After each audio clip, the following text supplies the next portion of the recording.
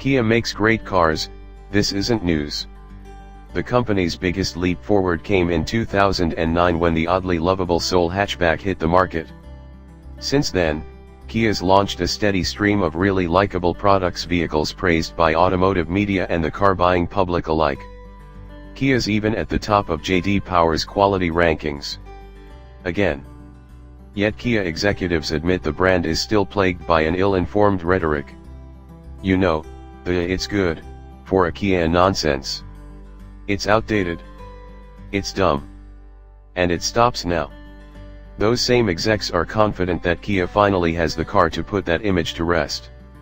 It's a labor of love, and man, is it good. World, meet Stinger. This one's been brewing for a while.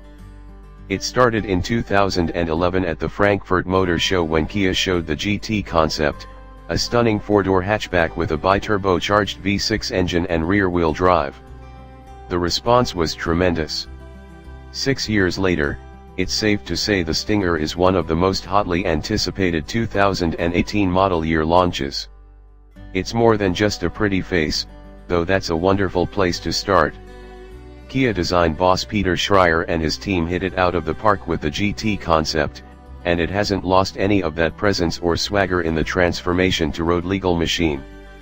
In fact, I'll go so far as to call the Stinger better looking than its conceptual progenitor. This is a car that, from all angles, in all colors, in all environments, commands your attention. I could nitpick elements of the design I find fussy, like the strip of red reflector trim that extends like bad eyeliner from the tail onto the rear quarter panel. But the truth is, of the thousands of people who buy the Stinger over its lifespan, a vast majority will do so simply because of its design. Only in person can you really get a sense of the Stinger's size. It's bigger than you think, dimensionally similar to an Audi A7, BMW 6 Series Gran Coupe, or a Porsche Panamera. That means there's room for 4 adults, or 5 in a pinch, and an ample 23.3 cubic feet of space in the cargo hold, or 40.9 if you ditch your passengers and fold the rear seats flat. And don't think I'm crazy for using Audi, BMW, and Porsche as reference points for a Kia. Those cars aren't just comparable in terms of size, they're formidable competitors from a dynamic standpoint, too.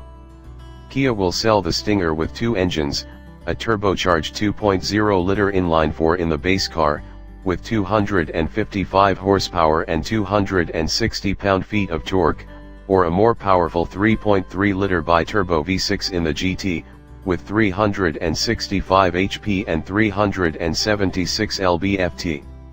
I'll have to tell you about the 2.0-liter Stinger another time. Kia doesn't have any available for testing just yet. But that's fine. If my experience in the GT is anything to go on, I'll eagerly sign up for more seat time in the Stinger, regardless of powertrain. You've no doubt heard about Kia's big engineering coup, stealing Albert Biermann from BMW's M division with the mission of giving the Korean automaker's cars a much-needed dynamic zhuzhing. It's worked, too. On a familiar set of canyon roads northeast of Los Angeles, the Stinger shines. The rear-wheel drive GT dives into a corner with only the slightest hint of understeer. The car stays flat as a wealth of information is delivered through the thick steering wheel. I know exactly what all 4 of those sticky Michelin Pilot Sport 4 tires are doing at all times, and even in its full-on mode, the traction control is letting me play a little, loosening up the rear end a bit to help that pretty rump shimmy through a turn. Big Brembo brakes offer solid stopping power, with confident feel through the pedal. Optional all-wheel drive can be had for $2,000 if you want it, but on these sun-drenched LA roads, the rear drive car's playful rear end has me smiling. Off the main road, the quicker motions and tighter turns of an autocross course reveal a number of little motions in the suspension, all of which are felt through the Stinger's body. This is a chatty chassis, especially talkative when pushing the Stinger very hard. A comparative lap in the Audi A7 exhibits a bit more composure in the tight corners, but my seat of the pants feeling is that I'm faster in the Kia. I'm happy to report that steering feel, a long-standing sore spot for Kia and parent company Hyundai, is mostly good here in the Stinger. In its default setting, there's no on-center dead spot or false sense of weight to the wheel's action. Heft builds progressively while cornering. But a sour Kia trait rears its head when I turn the drive select button to sport. There's no improvement, just added resistance that doesn't actually result in better steering action. On the other end, turning to eco mode results in overboosted lightness. My advice, leave the Stinger in its smart setting. It adapts to your driving style, and won't fuss with the steering. In fact, whether out on canyon roads or at the autocross course, I recommend avoiding sport mode altogether. This car is so nicely set up right when you start. The engine sport mode's unique throttle mapping, transmission shift points, and steering weight don't enhance the experience in any meaningful way. This is a great V6, power delivery is immediate and strong, the 8-speed automatic transmission delivering quick, precise shifts. Kia says the Stinger GT will do 0 to 60 in 4.7 seconds, but I won't be shocked if independent testing shaves a tenth or two off that claim. The car is quick, with incredible traction during hard throttle starts. And while there's a robust sound from the V6 up front, the quad exhaust pipes out back could stand to have a bit more volume and drama. If this car could sound as good as it looks, it'd be a sensory delight. From behind the wheel, there's a lot to like. There's great forward visibility, with a commanding view down the long hood. I'd like a little more headroom, as well as better sight lines out the back where the thick C-pillars cut into the aperture out the raked rear window. But overall, this interior is lovely, though very familiar. The leathers and plastics are nice, as are the metal buttons on the center stack and console, but they're all obviously plucked from sister company Genesis Parts Bin. The fonts and colors on the instruments are from the rest of Kia's cars. The Evo 3 infotainment system works really well, but it's housed in an average-sized touchscreen, with no unique colors or graphics. The gauge cluster itself looks like it's been wholly ripped out of an Optima, or maybe a Sorento, or perhaps a Cadenza. Who knows?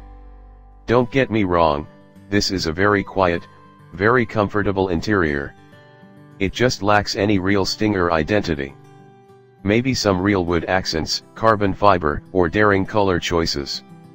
A fully digital gauge cluster? Those are good places to start.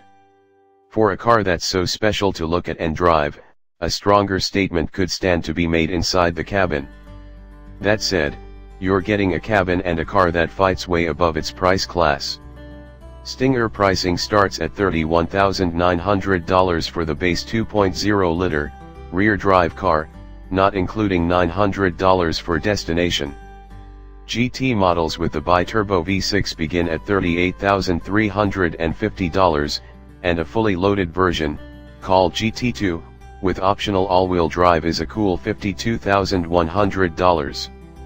That's a huge discount over an Audi A7, which starts around $70,000, and even undercuts the cheaper S5 Sportback, which starts at $54,400.